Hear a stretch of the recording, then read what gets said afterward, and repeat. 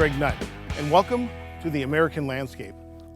Welcome back to the American Landscape, and I invite you to come along with me as I explore the Ronald Reagan Presidential Library and Museum in Simi Valley, California. I'm Melissa. Hi. I'm Greg. Melissa, nice to meet you. Nice to meet you. So welcome to the Reagan Library and Museum. It's basically the museum telling the life and story of Ronald Reagan from birth all the way through post-presidency and even a funeral gallery. So when you enter the museum, the first thing you do now, we used to have an introductory theater where you came in and watched a 3 or 4 minute film to sort of set up what you were going to see here at the Reagan Library. But now that has been replaced, and you come into the museum, and the first thing you are greeted with is a hologram of Ronald Reagan. We actually created 3 separate and distinct holograms, so depending upon the day you come will be the one that you actually see. Oh, so this is an interactive thing that's going to change a lot. If you come more than once, you can right, see. so if you come today, you might see the one of him in the Oval Office. If you come again in 3 days, you might see the one of him at Rancho del Cielo, and if you come 3 days later, you might see the other one, which is the Whistle Stop Train Campaign Tour. So you enter his boyhood, right? You got to start at the beginning. So who was he as a kid? What some people don't remember or don't even know is that he grew up from very sort of poor and troublesome means. His father was an alcoholic. He couldn't hold a job. They constantly moved from city to city to city while his father searched for other jobs. Ronald Reagan tells this really sad story of coming home when he's 8 or 9 years old and his father is passed out in the snow on the front doorstep, and he had to muster up the strength to pull him inside. But his mother is a very loving mother, very Christian, always talking about the Bible and family values and character. So that's kind of where he got his faith. And that's where he exactly grew from. And in fact, one of the first artifacts you'll see when we round the corner is his mother's Bible, speaking of faith. This was her life. She loved this Bible, and as you flip through it, you'll see, and we have it on one of the pages of when she would hand mark sections and phrases. This is also the Bible that he used for both inaugural swear-ins. And then the interesting point is that when President Trump was elected, Vice President Pence asked if he could use this Bible as well for his swearing in, so we allowed it. So we sent this Bible back to DC. One of his first jobs was as a lifeguard, where they claim he saved 77 lives. One of my favorite stories about this is that Merv Griffin, when he was alive, if everyone remembers Merv Griffin, he was on our board of directors, and we were walking through this museum after we had renovated, and we were telling the story, and he stops and he says, "Come on, you know that all 77 lives were really women wanting to be saved by the very handsome, young, dashing Ronald Reagan." And so it's one of my favorite stories. And one of the things we have on display that I think is really important is when we renovated, you had talked about earlier, the different way people think about Ronald Reagan. Of course, everyone's going to feel different ways about different presidents. But one of the things that Ronald Reagan got a lot was that he was a puppet, that people were writing his words for him, and he was just an actor and he was just delivering them. So when we were going through all of his old archives, we found speeches and essays he wrote in high school and college. So his own words, he's 17, 18, 19 years old when he's writing them, and if you read them, you see the exact same prose and thoughts and concepts that he delivered his whole life. So his philosophy never really changed. Correct. And that's a good establishment for he wasn't changed, because he changed parties. We all know. He said he did. I think the Democratic Party left me, not the other way around. That's right. He grew up in Illinois his whole life. He went to college, Eureka College, and then it wasn't until he became a radio announcer, also in Illinois for WHO Radio, and he became a sports broadcaster. And while he was a sports broadcaster, they had him start calling Chicago Cubs games. And they brought him out to California, where Chicago Cubs would actually do their training camps, and Catalina Island. And while he was on Catalina Island, someone said to him, "You're so close to Hollywood. Go in and do a screen test." And there you go. He went and did a screen test, signed up with Warner Brothers, and the rest is history. After he becomes an actor, he ends up becoming the spokesperson for GE, for General Electric. So we tell that story here as well. He says that it was that job as General Electric that really set the stage for his whole political career, because he traveled the country giving speeches, and it created his rhetoric, helped him set his mind of what he really wanted, freedom, more communism, democracy for all, and that's the message he honed while traveling the country for General Electric. When he was actor, he became president of the Screen Actors Guild, actually making him, that when he became president of the United States, the first president to also be the president of a union at some point in his lifetime. And while he was president of the Screen Actors Guild, he met Nancy Davis, who became Nancy Reagan, because Nancy Davis had been put on the blacklist. People thought that she was a communist. Really? And so she reached out to the president of the Screen Actors Guild asking for help because she knew it was a mistake. And they met for dinner. It turns out there was a different Nancy Davis. They had the same name. That dinner turned into a romance, which turned into a marriage. This is his certificate of service of being in the Army. He was actually a captain. And again, he joined to learn how to ride horses, so here's his cavalry insignia. So prior to that, he wasn't really a horseman yet? No, he always wanted to be, and that's where he learned. So then he becomes governor of California, right? He serves for 8 years.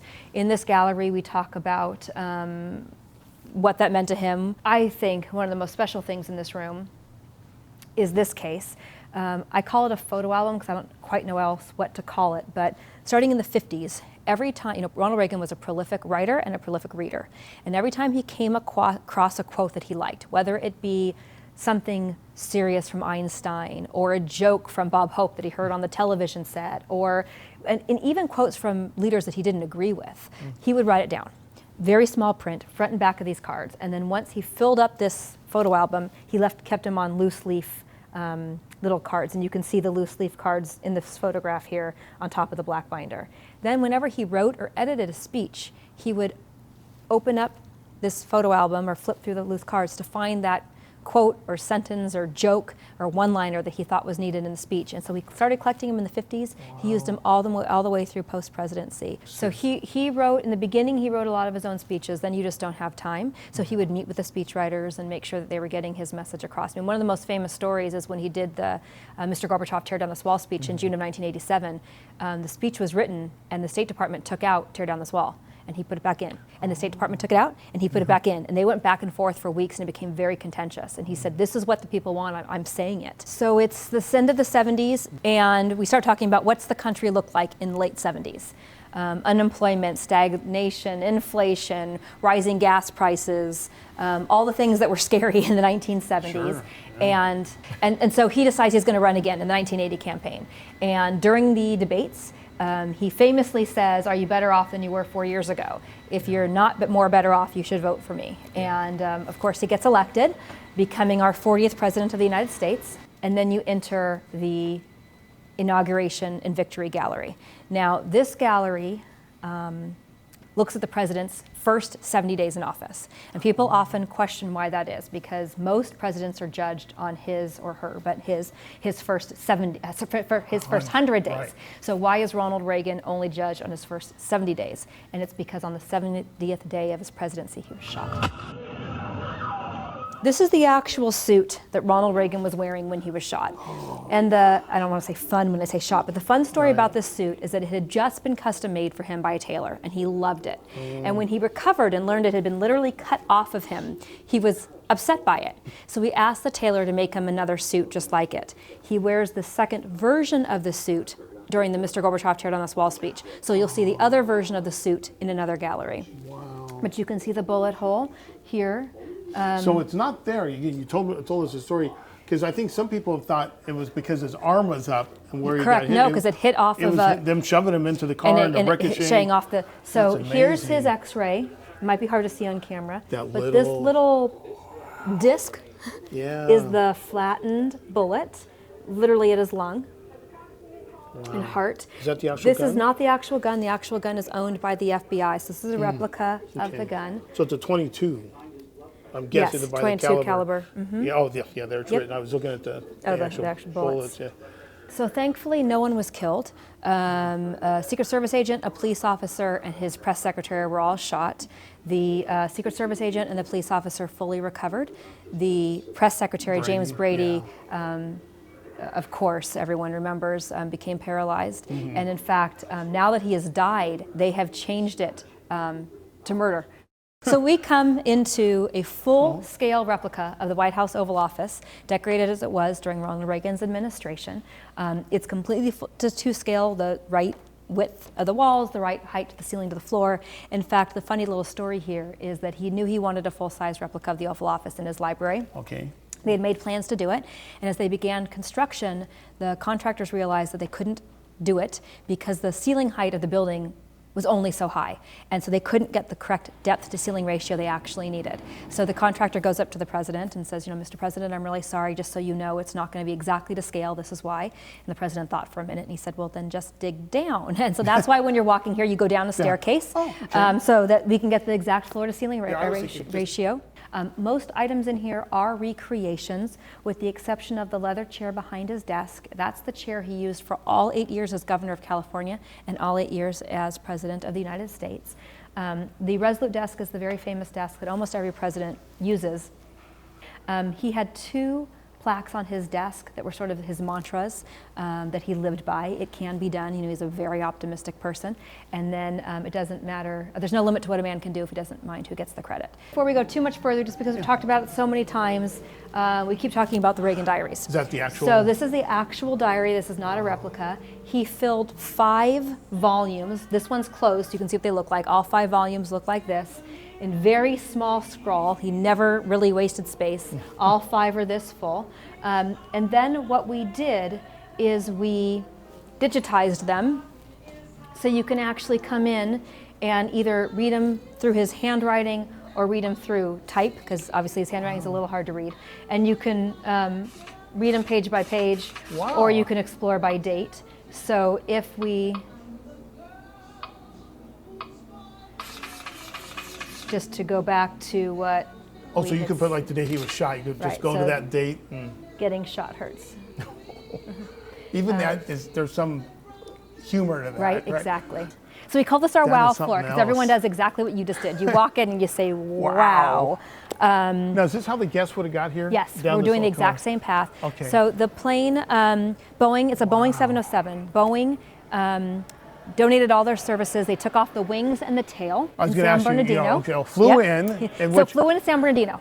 And then Boeing went into San Bernardino, took off its wings and its tail. And then the plane was trucked here from San Bernardino. So the plane's actually mounted at a 2-degree upward tilt, facing upward, so as it's flying out the window. When you're on the plane and you look out the window, it looks that way. Ronald Reagan, on this plane, flew it to 26 countries.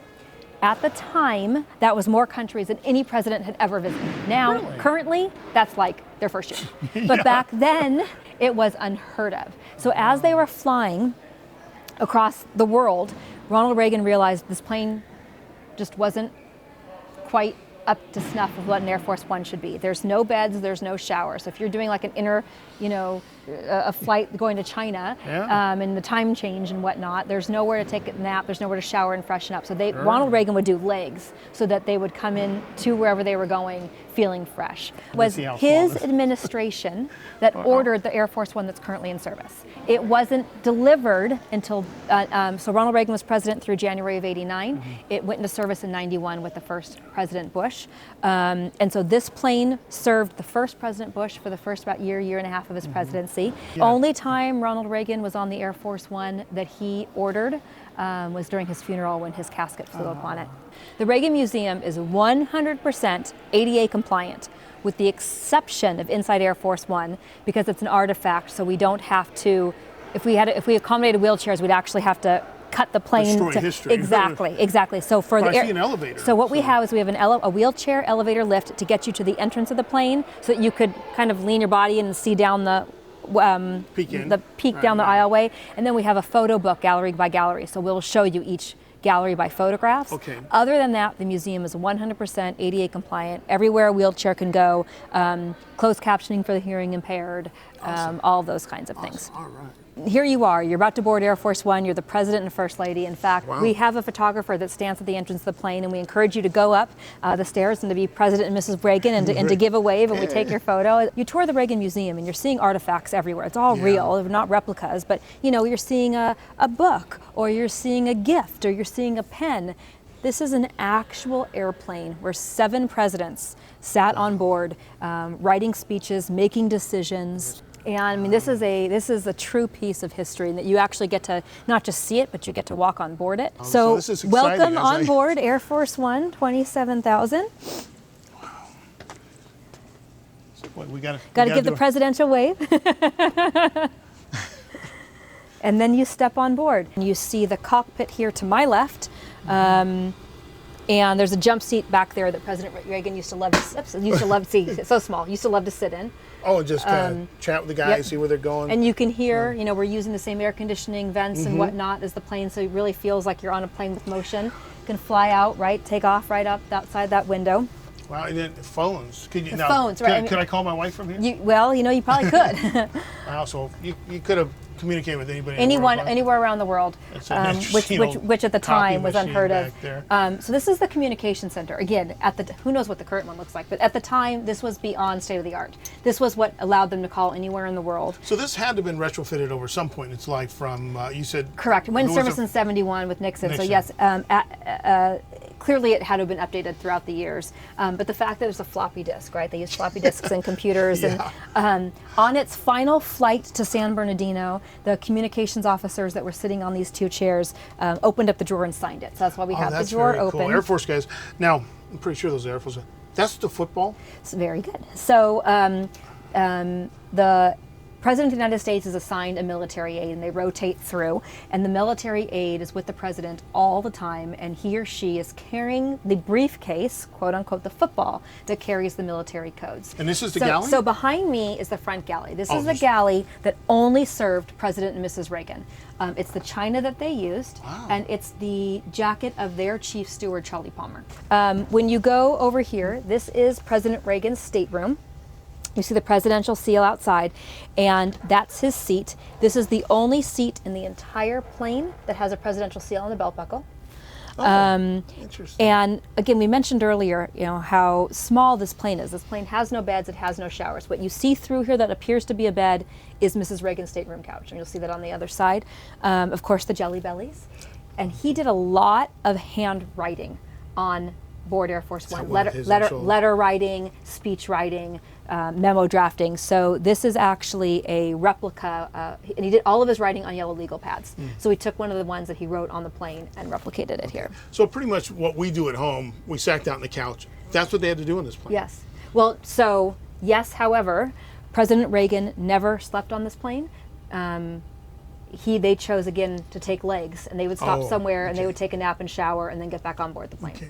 Wow. But yeah, this is, I've never flown on a 747, but I've walked through one. Yeah, this is a 707. Right. So I'm thinking how big the new one must be compared to twice the this. size. So the current one seats 100 people, has bedrooms, has showers. I believe it even has a little workout room. The only change we made to this plane when we got it is, you see this running board here?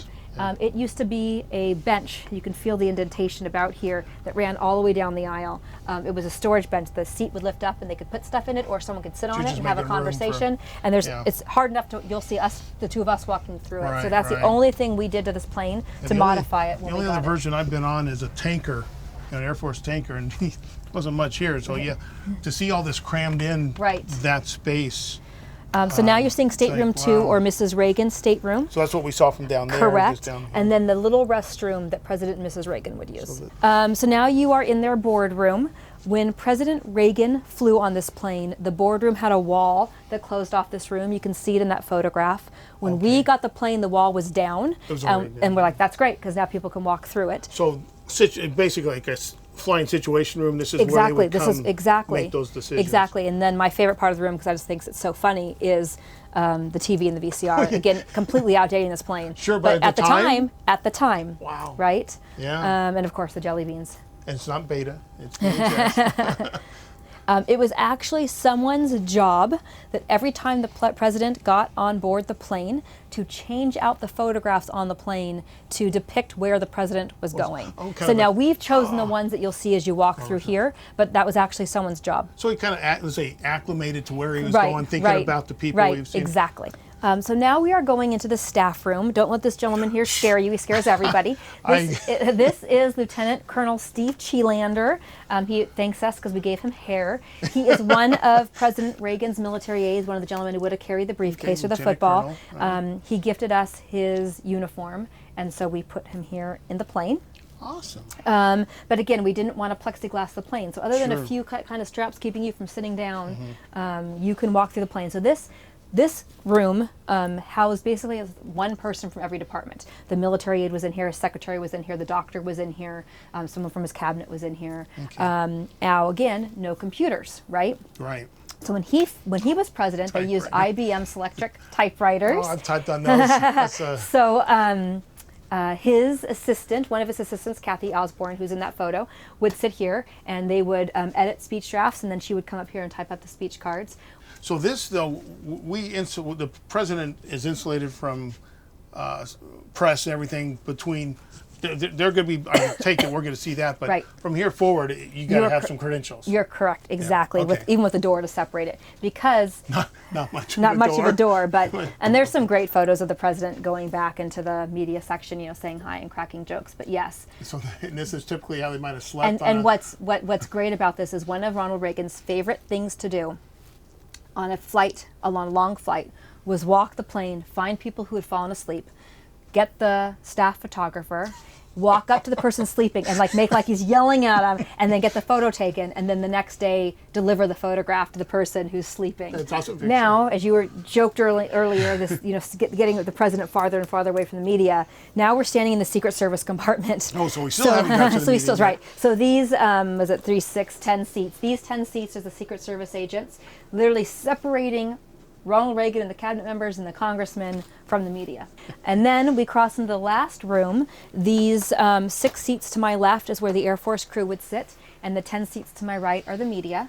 Back then, as is the case still today, media pays the exact price of a first-class ticket plus a penny to fly aboard Air Force One, so that the government and tax dollars aren't paying for the media to travel. You know, I didn't know that. Yeah, and then to my left is the galley that fed everyone but President and Mrs. Reagan, right? Okay. With the china that they would have used. And then every flight had a cake. Ronald Reagan loved chocolate cake, but every flight had a cake. So if at some point during the flight someone would go up and go, you know, Mr. President, did you know it's Greg's birthday? They could bring out the cake and sing happy birthday. That was something unique to him. Unique to him. That's really cool. So we wanted this building to be about more than just Air Force One. We wanted it to be about presidential travel as a whole. So we do have a partial presidential motorcade here. We have one of President Reagan's 1985 parade limousines, one of a 1986 Secret Service Chase Suburban. Both the limousine and the Suburban were used in his motorcades. And then we have just 1980s era LAPD vehicles to show what would have been like had the motorcade been locally here in Los Angeles. Okay. From here we go down to President Johnson's Marine One. This is the actual helicopter that flew him for the first time to the White House as President of the United States following President Kennedy's assassination. So this wasn't in Texas. It was back at Andrews waiting for him to come back. Correct. Okay. Correct. Wow. So yeah, that's a historic piece for Right. the time. And guests get to tour through that as well. Is this the end of the tour basically for the public, or is there even We've more? only seen half of the museum. Seriously? Seriously. Oh my gosh. We tell people that we are not just a museum, we're a destination. We're about a 3 to 4 hour experience if you tour through the entire museum, the entire Air Force One pavilion, and see whatever special exhibition is on display. So we encourage people to come up and have a meal in the cafe or the pub and take your time strolling through, because we now go back up and go see the whole back half of the museum. The last gallery here is the funeral. He passed away on June 5th of 2004. He's buried here on our property.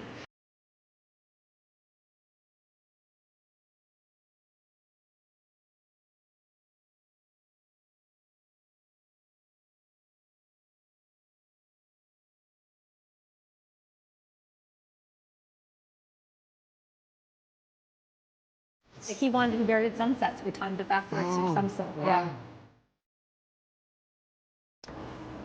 Yeah. This case here to my left is the boots that were in the riderless horse in D.C. The flag that draped his casket, the flags that flanked his casket, and then the guest book that was open, and Margaret Thatcher's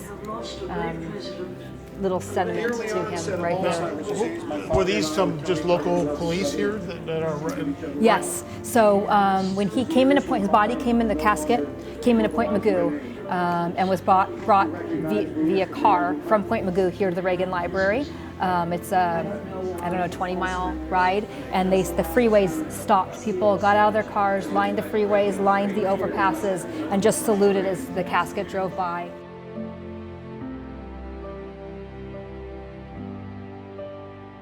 And then because we don't want you leaving the museum sort of sad after seeing the funeral, it ends with about a 3-minute legacy film to really remind you of his optimistic spirit and, you know, his American values.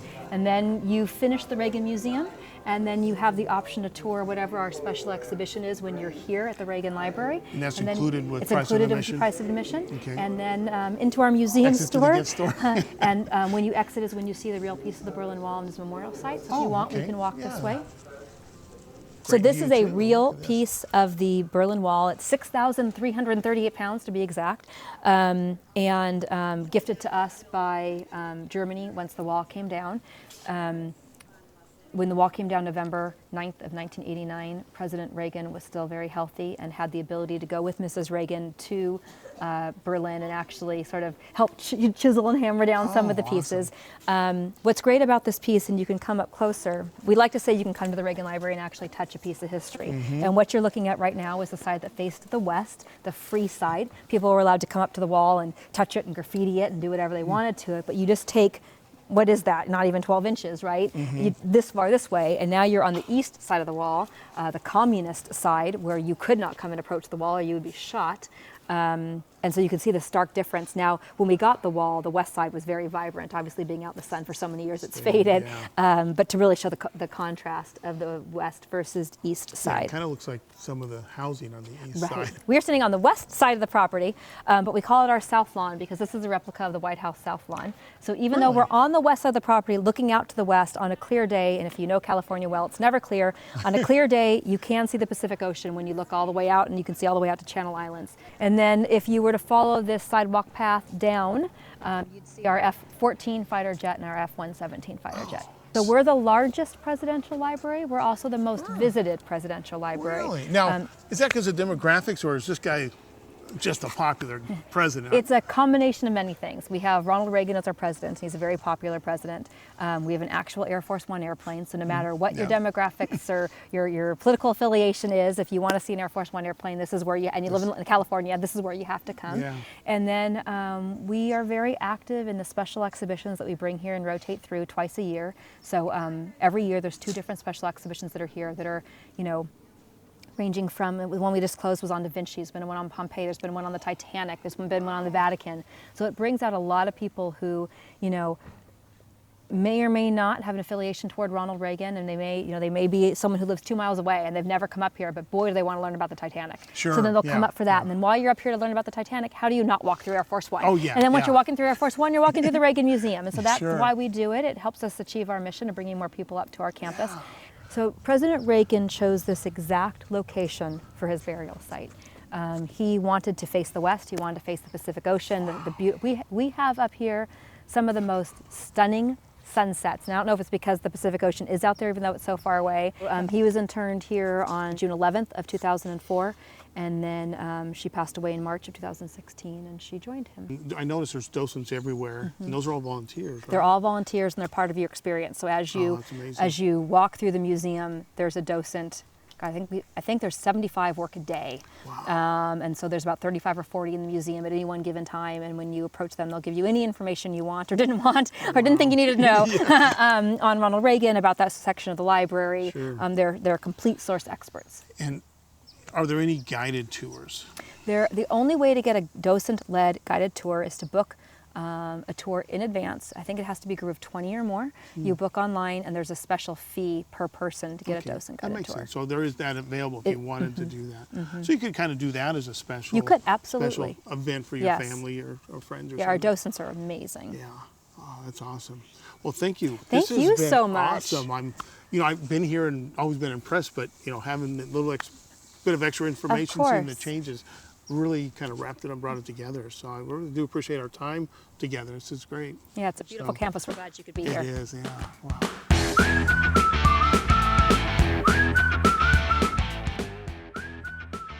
I was just the latest temporary occupant in a long and distinguished mine. Earlier still, Queen Victoria presented the magnificent desk to President Rutherford B. Hayes. Crafted from the timbers of Her Majesty's ship, Resolute, it's an enduring symbol of friendship.